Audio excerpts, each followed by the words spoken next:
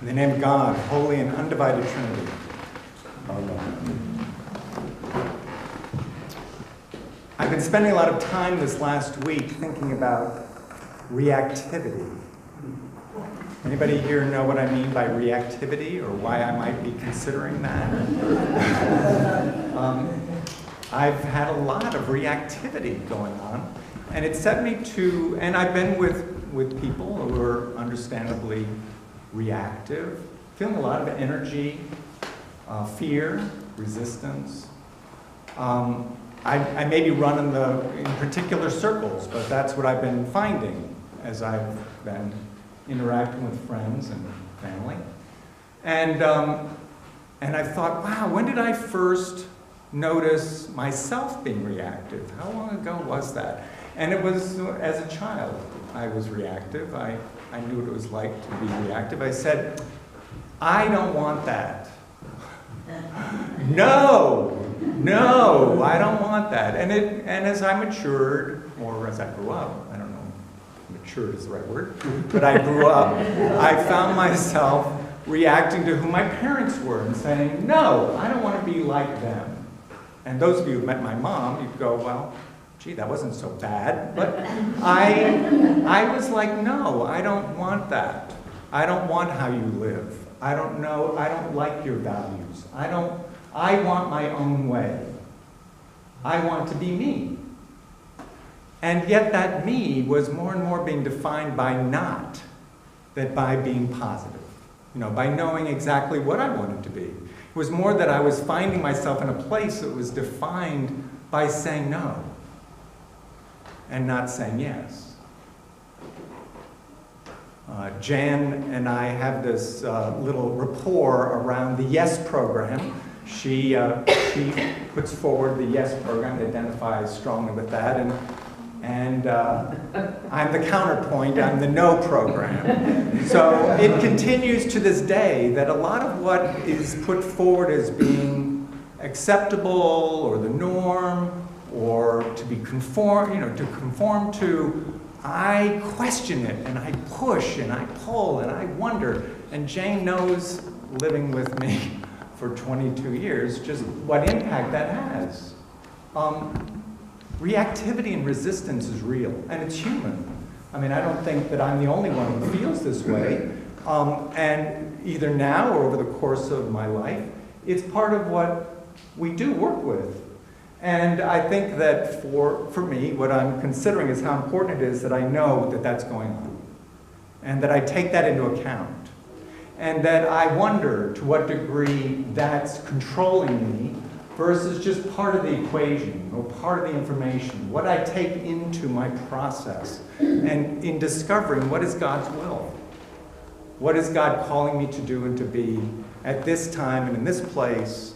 How is it that I am being drawn into the world as the unique manifestation that God has made me to be?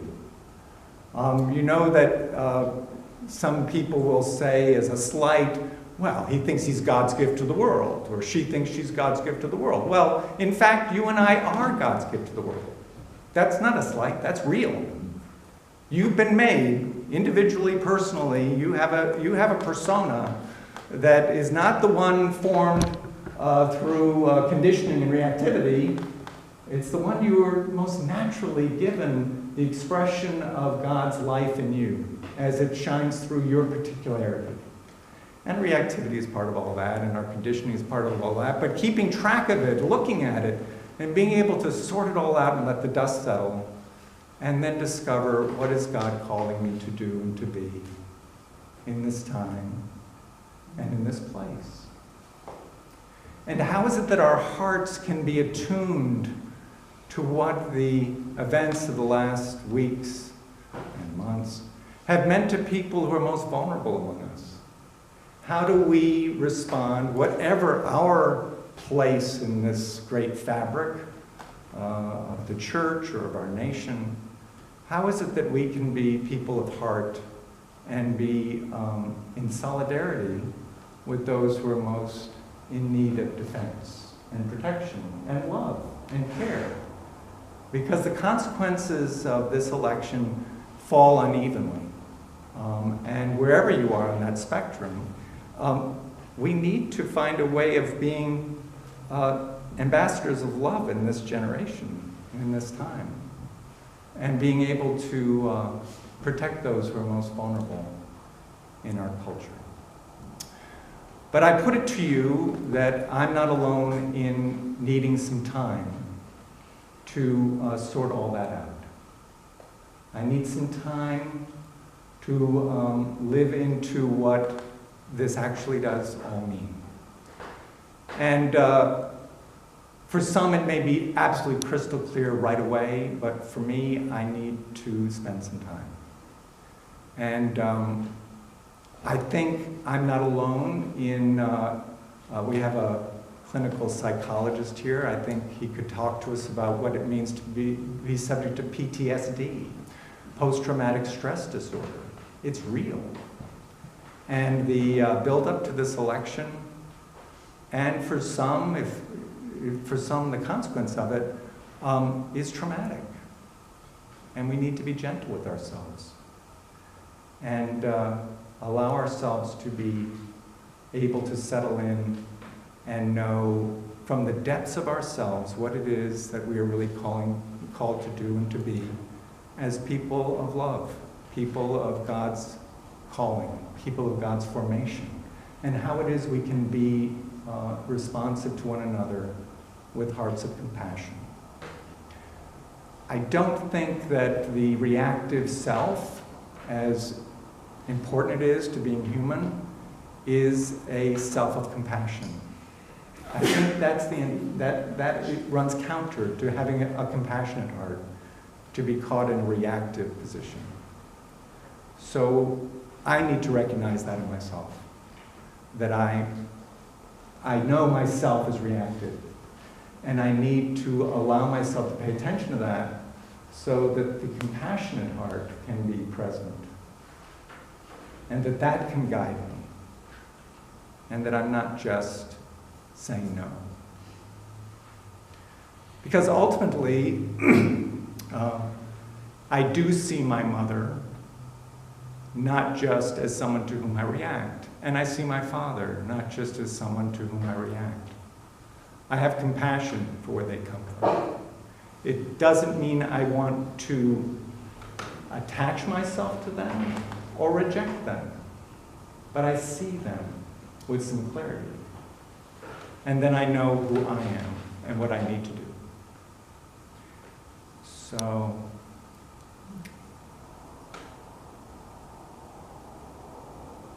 I'm glad that we're people of baptism, and that we're people who gather at a table to be fed. Because we have, by our baptism, been identified as God's beloved.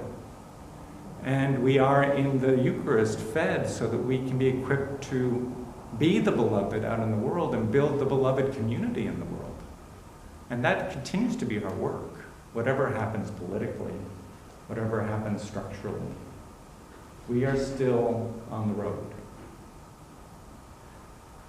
So I think that now more than ever, we need to be people who continue to gather and to support and to love and to cherish one another, and to be those who can go out with hearts of compassion in the world and defend those who need our love and care the most.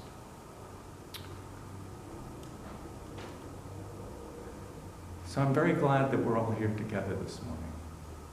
And I pray that wherever you are in terms of the consequences of this election, that you know that where you are is not where everyone is. And that we need time to settle.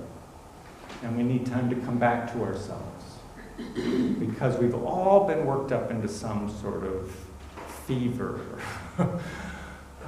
through this election cycle. And I think we need time to see the way clearly ahead, individually and collectively, and to exercise ourselves as people who don't tire of doing what is right, but who need to spend some time discovering that. Amen.